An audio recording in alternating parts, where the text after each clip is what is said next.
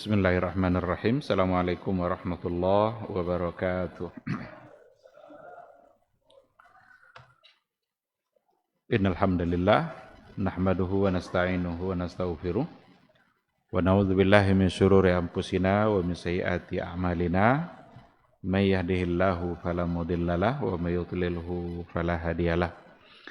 Asyhadu an la ilaha illallah wahdahu la syarikalah wa asyhadu anna Muhammadan abduhu wa rasuluh la nabiyya wa la rasula ba'da. Ikhwati fillah, ma'asyiral hadirin wal hadirat, rahimani Allah wa iyyakum. Mari sama-sama kita awali kajian kita dengan mengucapkan puji dan syukur kepada Allah Subhanahu wa taala. Alhamdulillah atas izin dan karunia dari Allah Subhanahu wa taala, pada malam hari ini kita bisa mengerjakan tugas-tugas agama kita. Maghrib berjamaah sudah kita tunaikan, mudah-mudahan dicatat sebagai amal saleh, dan alhamdulillah kita bisa duduk sejenak di majelis ilmu. Mudah-mudahan majelis ini bisa menjadi wasilah untuk meraih kemuliaan yang sebenarnya di sisi Allah Subhanahu wa taala.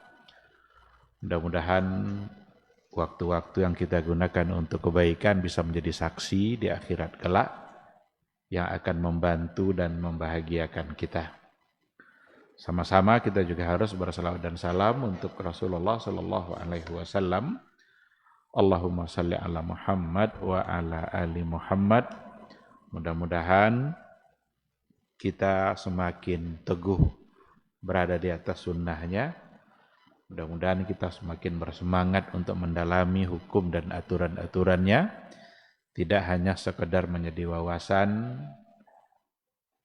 apalagi kalau hanya sekedar untuk diperdebatkan, tapi harus diikutkan dengan semangat untuk mengamalkan dalam kehidupan keseharian kita. Hanya dengan cara itulah insya Allah kita bisa mendulang pahala, mendulang kebaikan, sehingga di akhirat kelak kita berharap timbangan amalan kebaikan kita berat bisa mengalahkan timbangan-timbangan dosa. Mudah-mudahan kita semua bisa mendapatkan syafaatnya di yaumul mahsyar, yauma la yanfa'u malun wala banun illa man atallaha biqalbin salim. Ikhwati fillah, ma'asyiral hadirin wal hadirat, rahimani Allah wa iyyakum. Kembali kita akan melanjutkan kajian yang berkaitan dengan al-masail al-mu'asirah fi amwaliz zakah. Masalah-masalah baru, masalah-masalah kontemporer yang ada dalam harta zakat melalui sebuah buku Al-Masailul Mustajaddah fi Nawazil Az-Zakatil Mu'asirah. Kita masih berada pada bagian awal dari buku ini. Yang terakhir yang kita berikan penjelasan tapi belum sempurna tentang beberapa bentuk al-amwal an-namiyah. Harta-harta yang berkembang yang di situ ada kewajiban zakat. Karena dulu kita sampaikan bahwa ada perbedaan di kalangan para ulama tentang hukum asal dari harta yang kita miliki. Apakah ada kewajiban zakat atau tidak? Nah, sebagian mengatakan ada lagi yang mengatakan hukum asalnya tidak, kecuali apa yang telah ditetapkan oleh Allah. Tapi yang menarik adalah ketika ada sebagian yang mengatakan hukum asal pada al-amwal an-namiyah, harta yang berkembang, itu hukum asalnya memang ada zakatnya. Tapi harta yang tidak berkembang, hukum asalnya tidak ada kewajiban zakat. Kenapa pada yang berkembang itu ada kewajiban zakat? Karena dia tumbuh terus, bertambah terus. Ketika Allah menambah terus, wajar untuk dikeluarkan zakatnya. Tapi ada di antara harta yang tidak berkembang, dia tidak untuk diinvestasikan, sehingga hartanya segitu-gitu aja, maka tidak ada, hukum asalnya tidak ada kewajiban zakat. Seperti rumah yang kita miliki, Itu bukan harta yang berkembang. Itu harta yang untuk kita pakai. Mobil yang kita pakai sehari-hari itu nggak ada zakatnya. Karena dia bukan masuk ke dalam al-amwalun namiyah, ke dalam harta yang berkembang. Oleh karena itu yang paling kuat dalam masalah ini adalah kelompok ulama yang mengatakan bahwa pada harta yang berkembang itu hukum asalnya ada kewajiban zakat. Nah, dulu kita sudah sampaikan poin pertama dan yang kedua kalau tidak salah, atau baru poin pertama saja. Dari apa saja bentuk-bentuk harta yang berkembang. Kita katakan bahwa ada 5 jenis yang masuk dalam kategori harta yang berkembang. Baik secara hakiki maupun secara hukum. Jadi ada berkembang secara hakiki, tapi ada juga berkembang secara hukum. Hukumnya dia berkembang gitu. Kalau hakiki memang dia bertambah. Dari 3 jadi 5, itu bertambah secara hakiki. Tapi ada yang dia segitu-segitu aja, tapi dihukumkan sebagai harta yang berkembang. Emas umpamanya.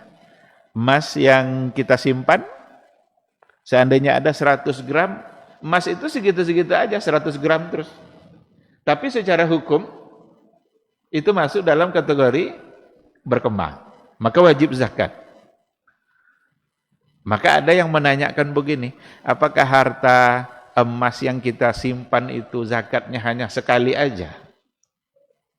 Atau setiap tahun?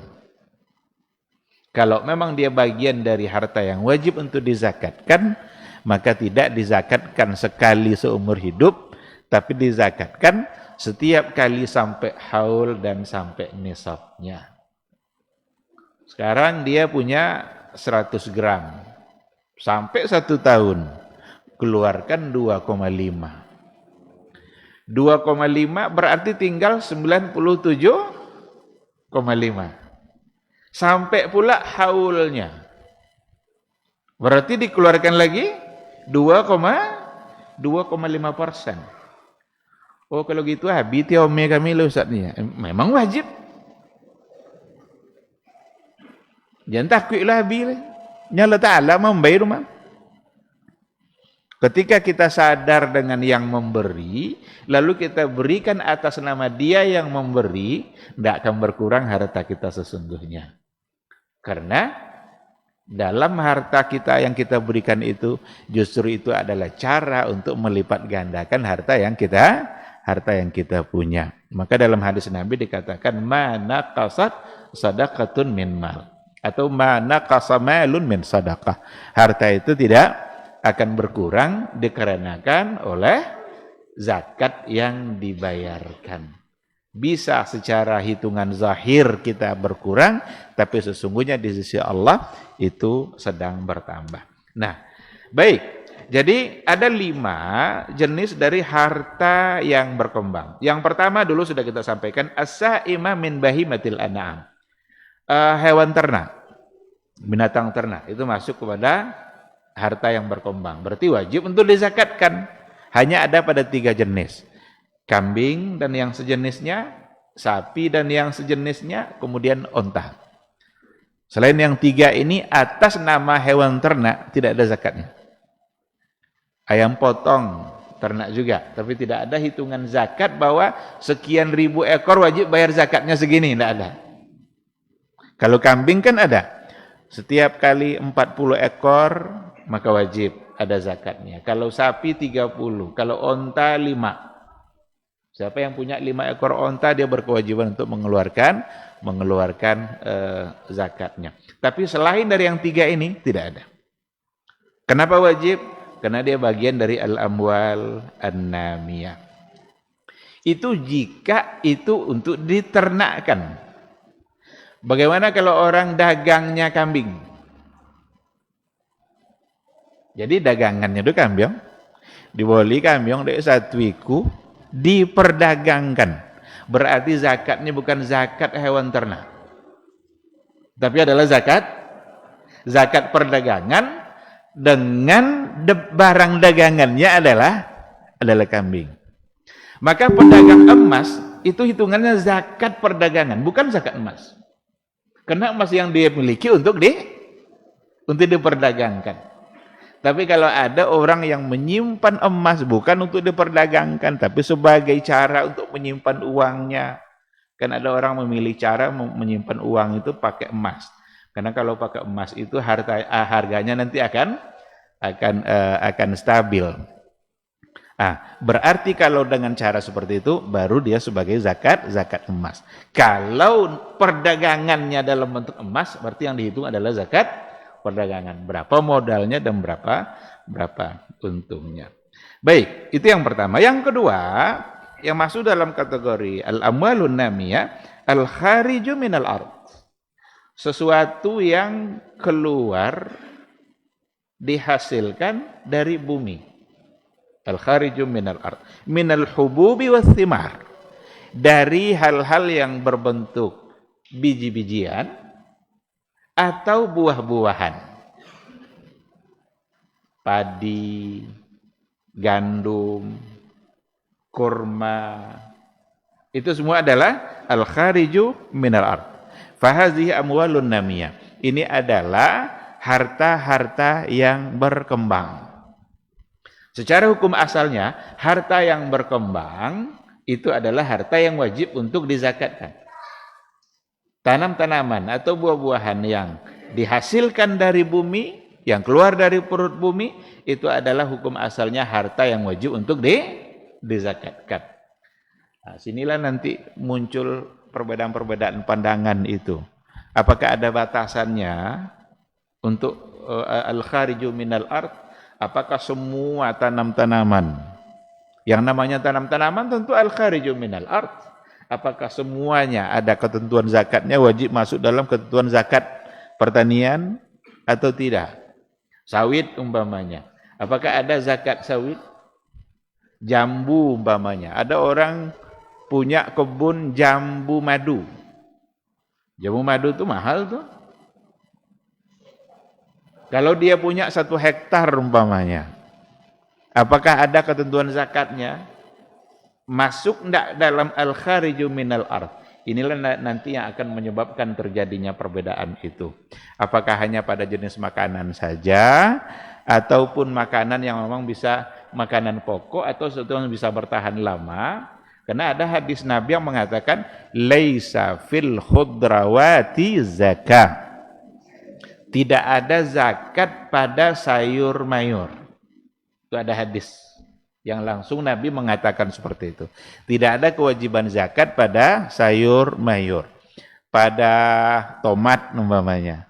Ada orang punya kebun tomat sekian hektar. Ada enggak saat panen itu zakatnya? Karena kalau seandainya dihitung sebagai zakat pertanian, maka ketentuannya adalah wa atu haqqahu yauma hasadih. Wa atu haqqahu yauma hasadi. Berikan zakat pada saat dia panen. Yauma hasadi, hari dia dipetik. Itu ketentuan untuk zakat pertanian. Sementara yang tadi juga bagian dari pertanian, tapi ada hadis Nabi langsung laisa fil khudrawati zakah. Tidak ada ketentuan zakat pada sayur mayur. Pada sayur-sayuran. Bayam umpamanya. Orang punya kebun bayam. Karena bayam itu sesuatu yang tidak bertahan lama. Sehari, 2 hari bisa layu. Bahkan kalau sudah terlalu layu, mungkin orang tidak lagi memakannya. Beda nanti sama kurma yang memang dia bertahan lama. Ketika dibagi-bagi pun dalam waktu yang cukup lama dia masih bisa dikonsumsi. Tapi bagaimanapun, itu menjadi masalah yang dibahas pada beberapa lembar nanti setelahnya, sebab dia bagian dari al-khariju minal ard. Tapi hukum asalnya al-khariju minal ard itu adalah bagian dari al-amwal an-namiyah. Yang ketiga, yang masuk dalam harta berkembang adalah urudut tijarah. Urudut tijarah itu artinya adalah sesuatu yang diperjualbelikan oleh seseorang yang memang tujuannya adalah untuk al-istifadah min irtifai athmaniha, agar dia mendapatkan manfaat dari harga, dari keuntungan yang dia dapat dari harga yang naik. Dia beli 1 juta, dia jual 200, 1.200.000. Kan ada dia mendapatkan keuntungan 200. Keuntungan itulah yang akan diharapkan dari perdagangan. Maka itu semua masuk dalam kategori al-amwal an-namiyah. 3 pertama ini, hewan ternak, hasil bumi, kemudian juga perdagangan, tiga bentuk harta ini disebut dengan namiyah, namaan hakikiyah. Dia tak tumbuh berkembang secara hakiki. Tapi 2 berikutnya itu masuk dalam kategori berkembang tapi secara hukum. Apa berkembang secara hukum itu? Yang pertama adalah an-nuqud. An-nuqud di sini diartikan az-zahabu wal fiddah. Nuqud itu artinya sebenarnya adalah uang. An-nuqud itu artinya uang. Maka al-waqfun naqdi itu wakaf uang. Yang juga diartikan wakaf tunai. Tapi kalau kita temukan an-nuqud dalam buku-buku klasik, buku-buku ulama terdahulu, itu maksudnya adalah az-zahabu wal fiddah. Emas dan perak. Kenapa itu maksudnya? Karena uang pada masa dulu adalah dari emas atau perak, dinar atau dirham.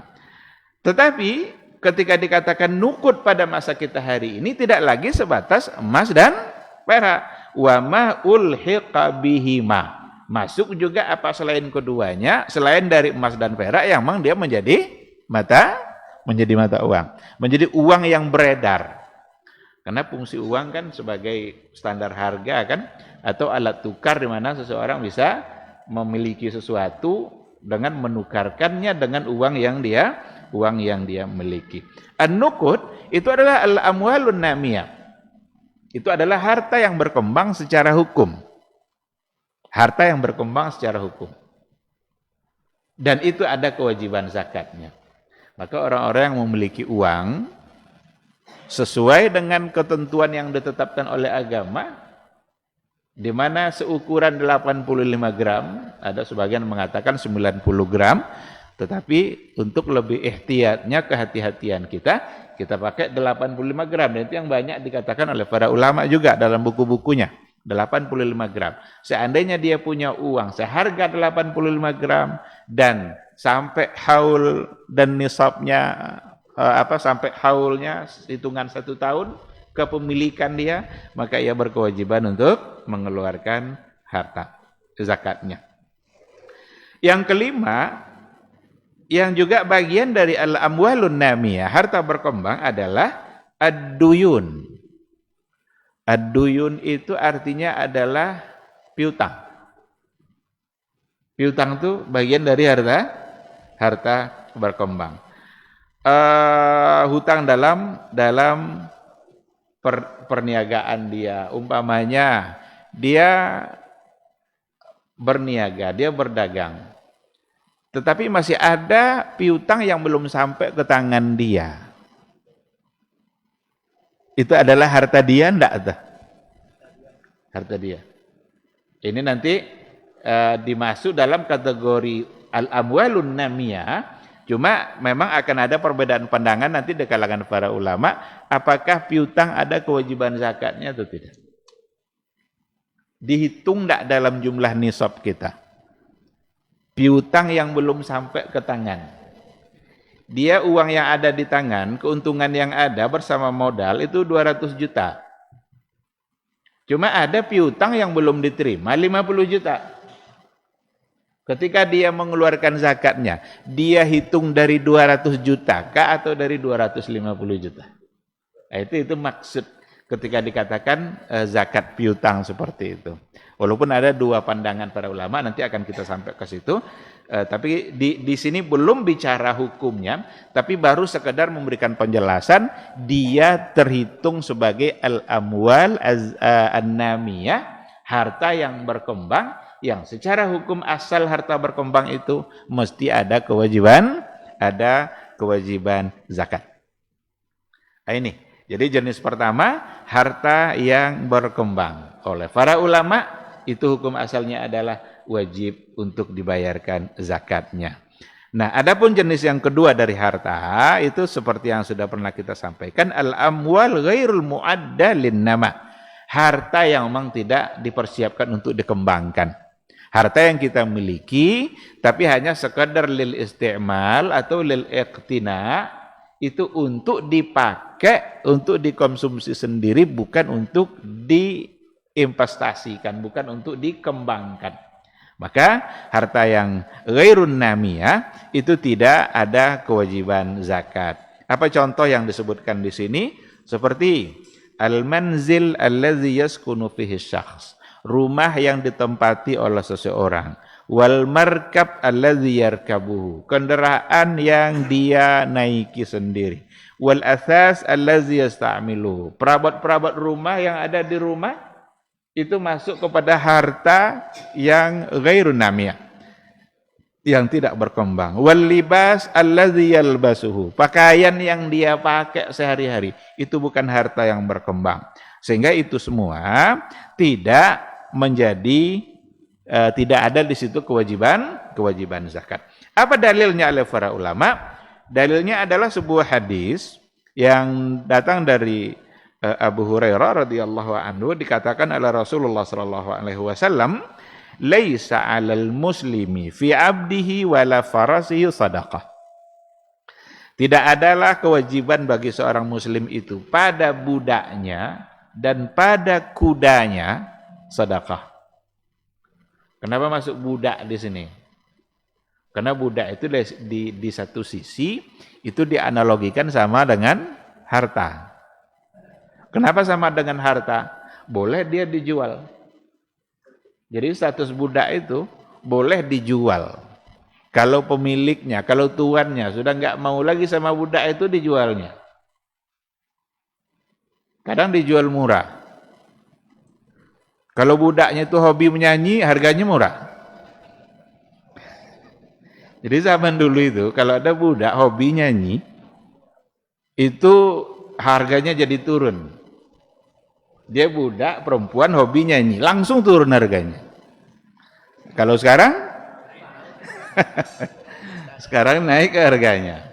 Jadi duta pula dia kan hanya kena pandai menyanyi. Jadi rupanya menyanyi itu profesi yang dulu hina. Karena membuat harga budak bisa menjadi turun. Jadi dia diperjualbelikan itu pertanda adalah dia harta, tapi tidak ada zakatnya. Karena budak biasanya untuk dipakai.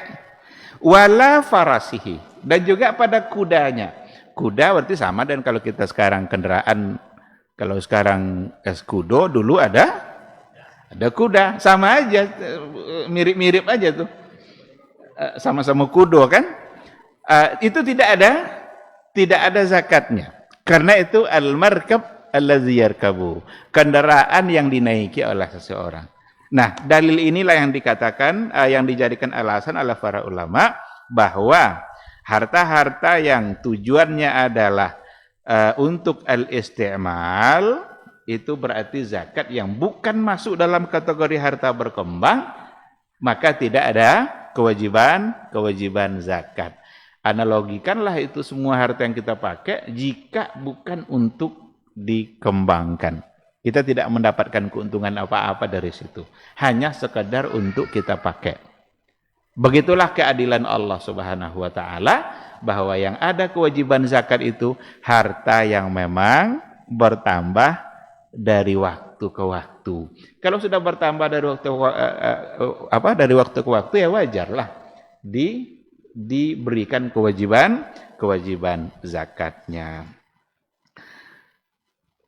Baik, ikhwati fillah, inilah yang ada pada kaidah yang kedua yang berkaitan dengan persoalan harta. Jadi di sini dapat kita pahami bahwa harta yang wajib zakat itu berarti ada khamsatu asnaf.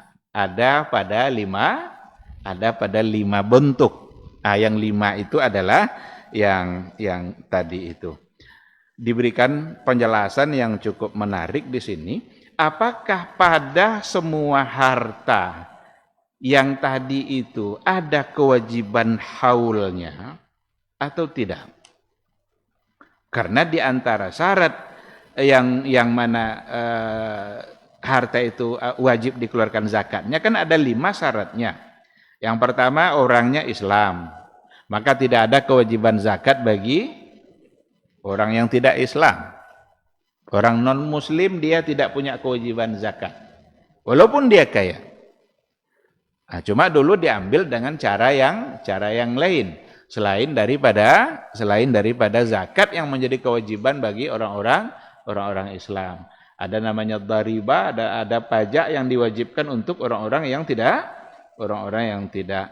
muslim. Ada jizyah, semacam tebusan bagi mereka-mereka yang siap untuk tinggal di bawah pemerintahan Islam tapi tetap ingin berada dalam agamanya. Diambil hartanya dengan cara yang diatur oleh Allah. Yang kedua, hurriyah. Syaratnya merdeka. Kalau dia budak, dia hamba itu sendiri adalah harta. Apalagi harta yang dimiliki oleh hamba. Sedangkan hamba itu sendiri adalah harta. Maka syaratnya harus orangnya merdeka.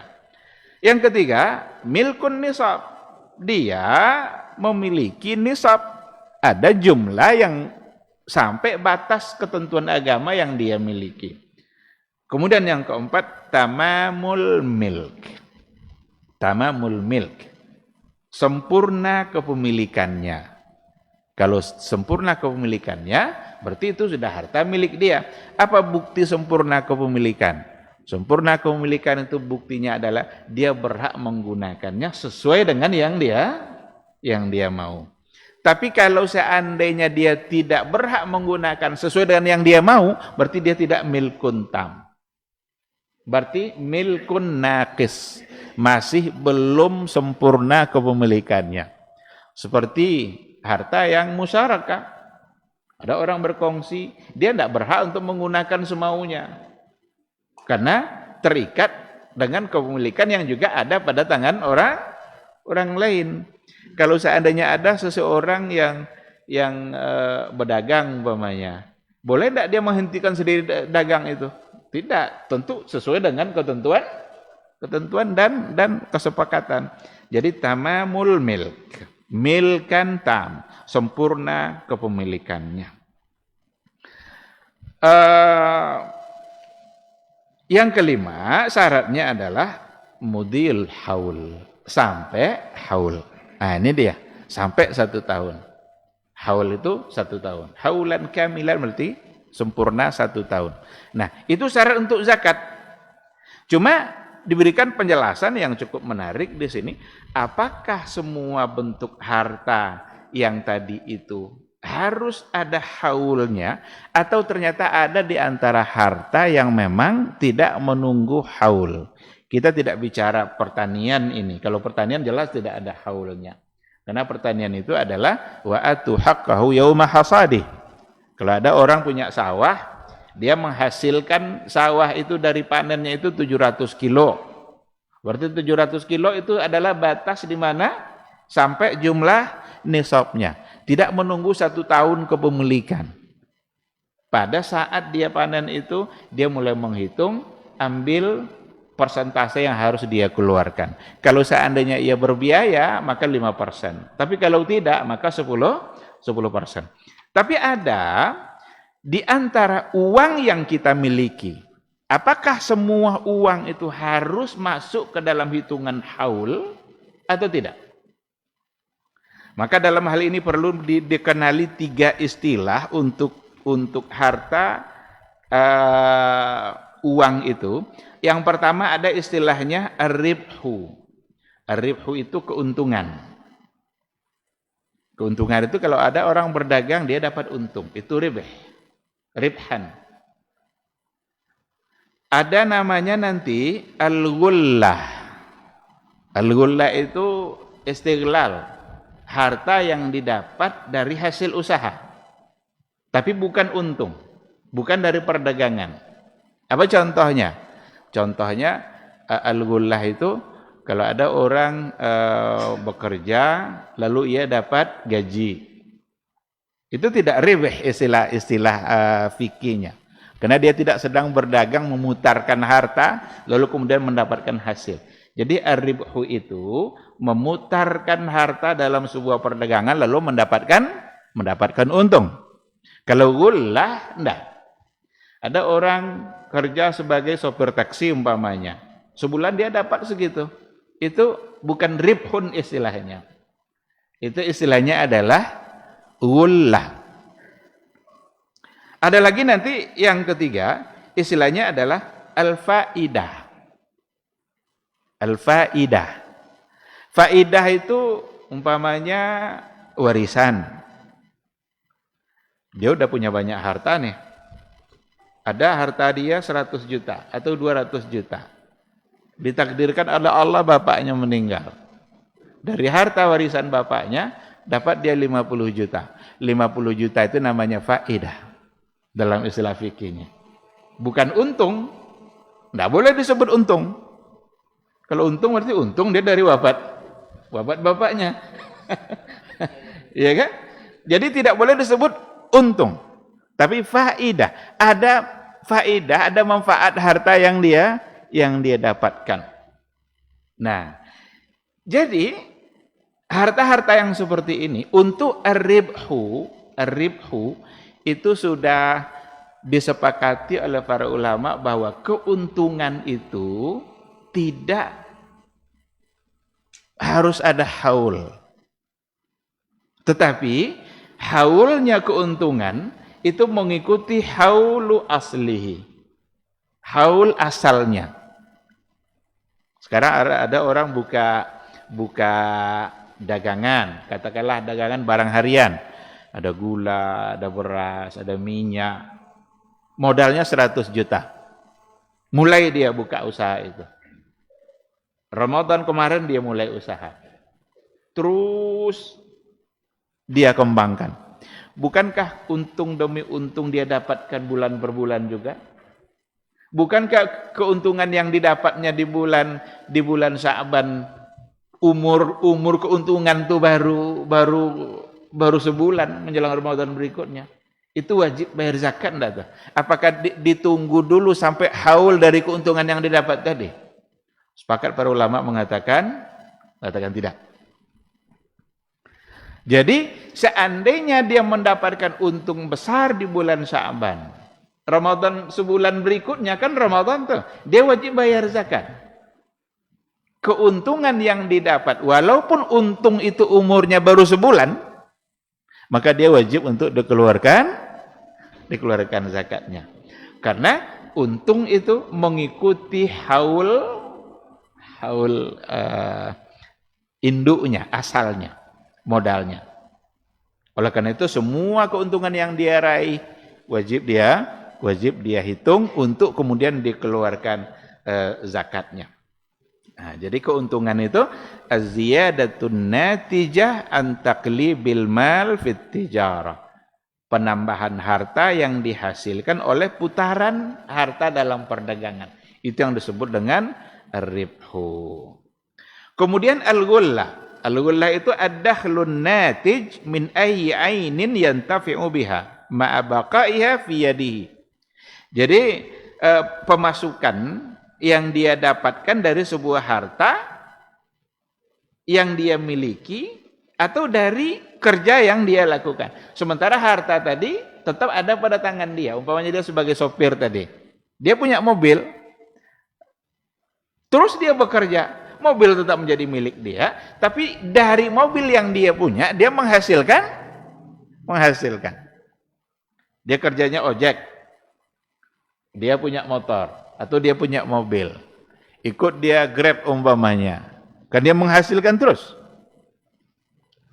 Berarti itu namanya al-ghullah, yang diistilahkan oleh para ulama juga al-mustaghillah. Ai al-usulul lati apa bacanya ini? Yang menghasilkan gula.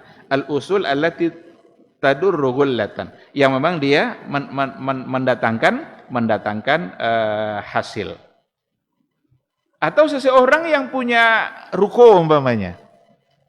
Dia punya ruko, kemudian ruko itu dia sewakan. Sewa yang dia dapatkan itu disebut dengan ghullah. Sekarang pertanyaannya, apakah hasil sewa yang didapatkan oleh seseorang baru dizakatkan menunggu haul atau tidak? Sekarang di rekeningnya ada uang 100 juta atau ada uang di bawah nisab. Berapa kira-kira nisab? 85 gram emas itu kira-kira kalau dijutakan berapa? Berapa? 73 juta. Sekarang dia punya 70 juta. 70 juta kan belum ada di rekeningnya 70 juta. 70 juta kalau memang 73 sebagai nisab berarti belum ada kewajiban zakat. Dia mulai memilikinya Ramadan kemarin. Ramadan berikut itu sampai satu haul. Pada bulan Sya'ban menjelang masuk Ramadan, dia punya ruko. Ruko itu disewakan. Dapat dia dari hasil sewa ruko itu 50 juta di bulan Sya'ban. Sekarang 50 juta ini dihitung kewajiban zakat digabungkan dengan uang dia kah? Atau yang 50 juta sebagai hasil sewa tadi dia tunggu dulu haulnya. Ini kan baru bulan Sya'ban nih dapat 50 juta. Kok digabung? Untuk persoalan seperti ini dibedakan oleh para ulama nanti antara gula dengan faidah konsepnya. Kalau seandainya harta yang didapat itu sejenis dengan yang akan dibayarkan zakatnya, maka ia wajib untuk dikeluarkan zakatnya. Tapi kalau seandainya tidak sejenis, maka dihitung haulnya. Apa contohnya? Contohnya, umpamanya kalau tadi sejenis itu, dia punya uang 70 juta, lalu dapat dia sewa 50 juta dalam bentuk uang, itu satu jenis. Walaupun dapatnya di bulan Sya'ban, maka Ramadan berikutnya dia gabung dan uang yang 70 juta, jadilah dia 120 juta, berarti dikeluarkan zakatnya karena sejenis. Enggak menunggu haul, tapi ngikut dengan yang sejenis. Kalau seandainya berbeda jenis, di sini para ulama mengatakan tidak dihitung, tapi diawali haulnya. Seperti dia punya 70 juta, kemudian dia mendapatkan warisan dalam bentuk saham. Dalam bentuk saham perdagangan. Berarti kalau perdagangan kan nanti ada hitungan tersendiri. Maka warisan yang dia dapatkan, faidah yang dia dapatkan karena berbeda jenis, maka yang berbeda ini dihitung haulnya dari awal. Nah, jadi kalau sejenis disamakan, ngikut haul yang sudah ada, tapi kalau berbeda, maka dia diperlukan untuk mengikuti haulnya dari awal. Baik, ikhwati fillah, karena waktu Isya sudah masuk, kita dengarkan dulu suara azan, insyaallah nanti kita sambung.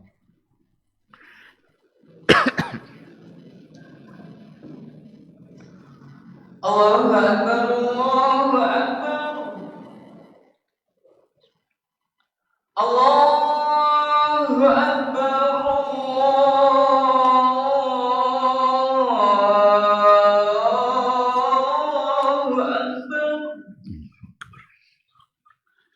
Asyhadu an la ilaha illallah.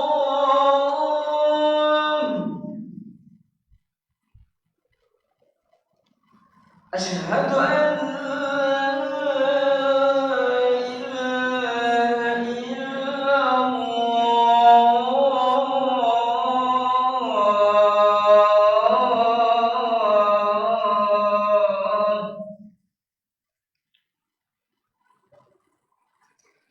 Asyhadu anna Muhammadar Rasulullah.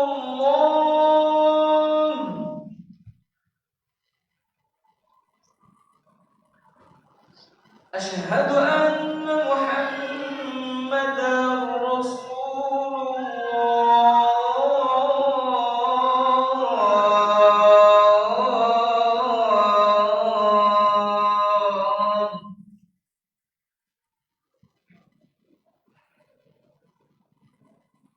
Hayya 'alas shalah.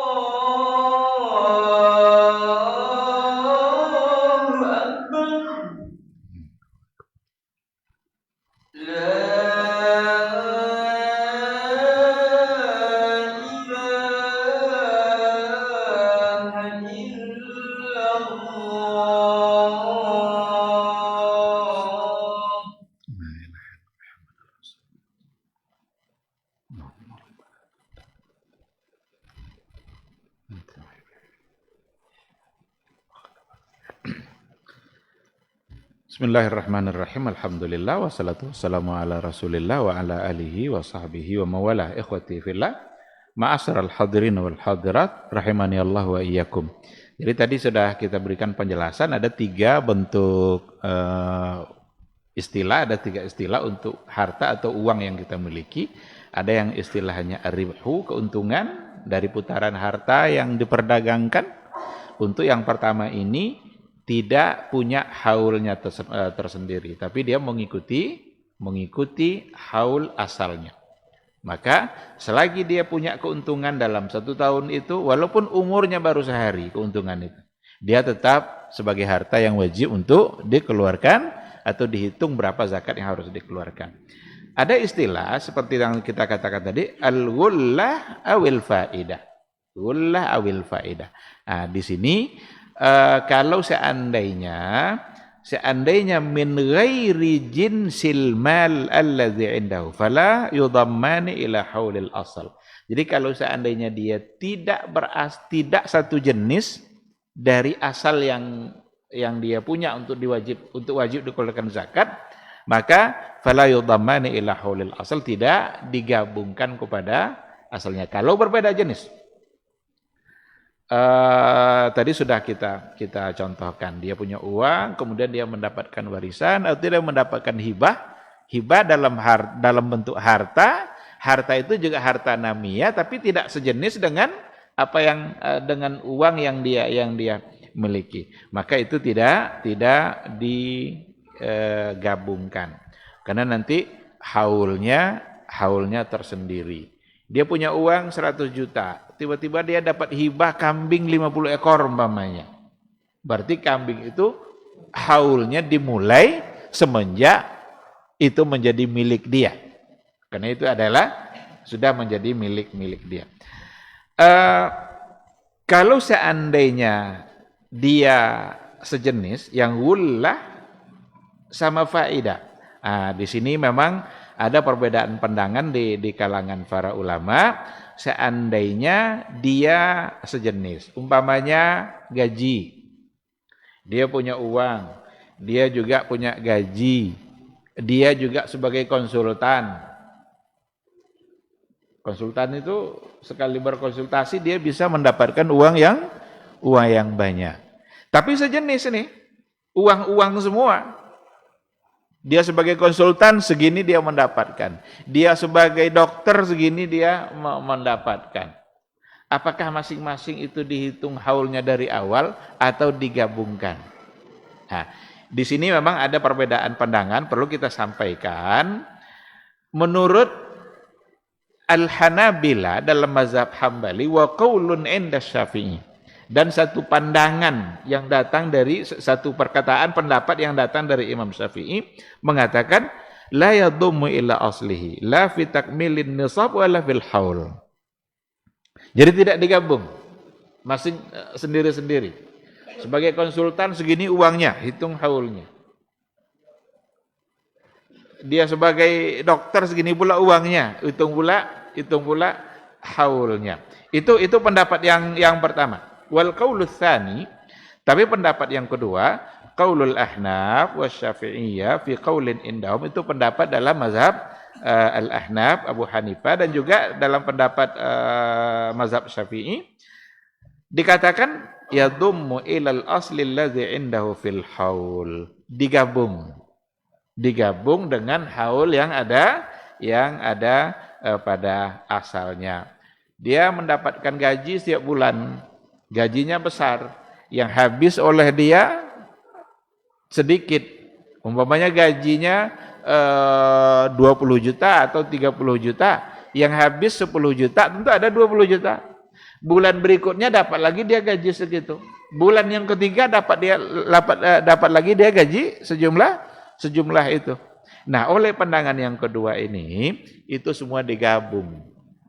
Itu semua digabung ke dalam harta asal yang dia punya. Seandainya sebelumnya dia sudah punya sudah punya harta sejumlah nisab yang wajib dibayarkan zakatnya, maka harta-harta yang didapat tadi itu juga menjadi bagian dari harta yang wajib dikeluarkan zakatnya.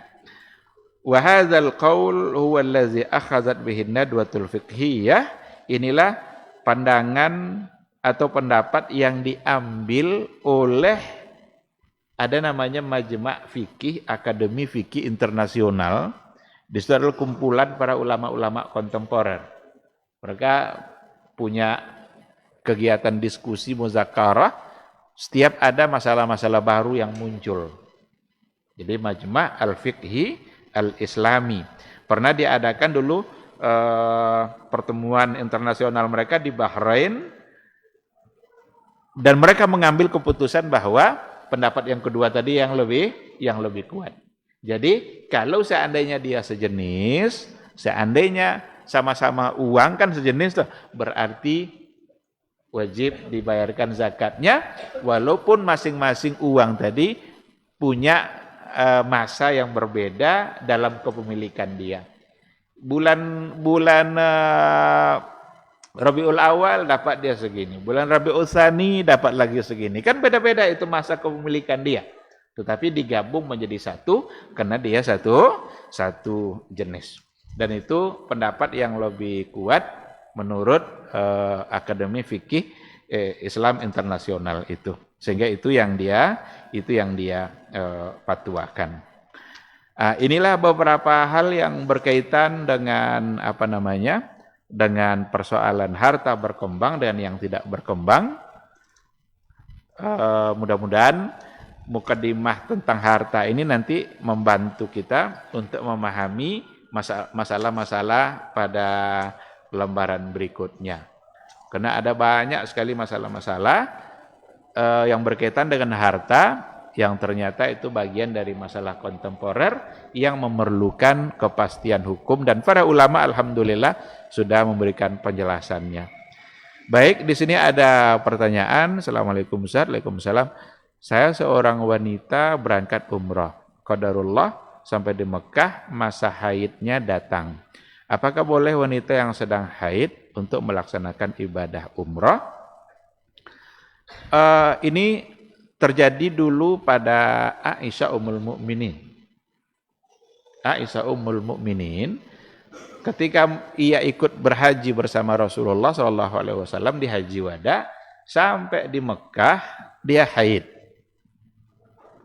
Datang halangannya. Ketika itu kepada Aisyah Rasulullah SAW berpesan, isna'i kullama yasna'ul hajj illa tawaf. Kamu lakukan nanti semua yang dilakukan oleh mereka yang berhaji, lakukan aja semuanya, kecuali tawaf. Rasul melarang Aisyah untuk tawaf. Berarti yang lain boleh untuk dikerjakan. Sa'i boleh, wukuf boleh, lontar jumroh boleh. Hanya satu saja, illa at-tawaf. Dan hukum ini ada pada umrah. Karena haji dan umrah itu satu ibadah, satu rangkaian ibadah yang punya kesamaan-kesamaan dalam hukum. Kalau memang demikian, berarti hukum asalnya adalah yang haid tidak boleh tawaf. Itu hukum asal. Lalu bagaimana dia mau mengerjakannya? Sementara dia dalam keadaan tidak suci. Tunggu dulu masa haidnya selesai. Barangkali haidnya 5 hari atau 6 hari. Setelah selesai haid nanti, barulah dia mengerjakan tawaf. Seandainya nanti di hari terakhir dia akan pulang, baru suci. Boleh. Menjelang dia pulang itu, dia tinggal mengerjakan tawaf. Nah, itulah keadaan-keadaan di mana perempuan mengalami itu, tapi laki-laki tidak. Itu salah satu dari, kalau mau dikatakan, kalau Nabi mengatakan naqisatu aqlin wa dinin, itu ciri-ciri wanita. Naqisatu aqlin wa dinin. Kurang dari sisi akal, kurang dari sisi agama. Kurang dari sisi akal itu jangan dipahami nanti, oh ini diskredit, ini Islam tidak menghargai perempuan nih. Tetapi ada sesuatu yang ada pada perempuan tapi tidak pada laki-laki. Kalau kesaksian perempuan itu perlu 2, laki-laki cukup 1. Laki-laki suka bermain logika, perempuan suka bermain perasaan.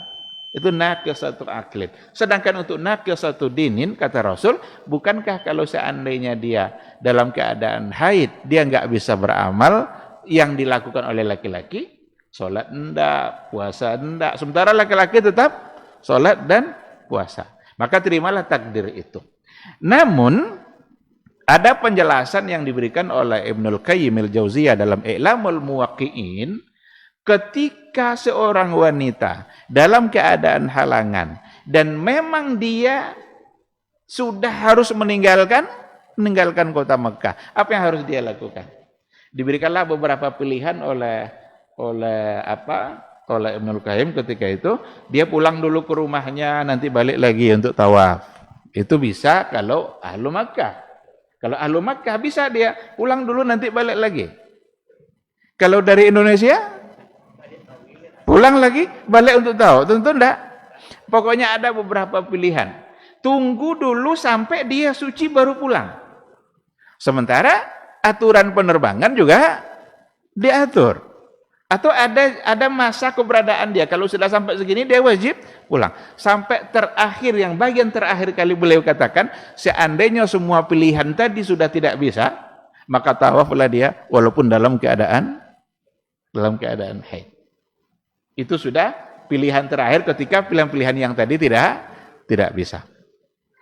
Oleh karena itu, tengok dulu kemungkinan mana yang bisa, tapi kalau tidak, maka berarti dia dibolehkan untuk melakukan tawaf karena keadaan yang memang menuntut dia untuk melakukan. Nah, ini barangkali untuk jawaban dari pertanyaan pada malam hari ini. Oleh karena itu, seandainya terjadi saat dia umrah lalu datang haidnya, ya tunggu nanti sampai dia suci, baru dia tawaf. Tapi kalau tidak, udah ditunggu ternyata dia sudah harus pulang, berarti pakai keringanan hukum yang tadi itu, silakan dia untuk tetap melakukan tawaf dan berhati-hati agar tidak mengotori masjid. Demikian, terima kasih. Wallahu subhanahu wa ta'ala alam. Mudah-mudahan apa yang kita bahas pada malam hari ini ada ilmu yang bisa kita pahami, dan mudah-mudahan kita bersemangat untuk mengamalkan ilmu yang diberikan oleh Allah subhanahu wa ta'ala. Kita sambung tema harta zakat kita pada pertemuan yang akan datang insyaallah. Subhanakallahumma bihamdika asyhadu an la ilaha illa anta astaghfiruka wa atubu ilaik. Wassalamualaikum warahmatullahi wabarakatuh.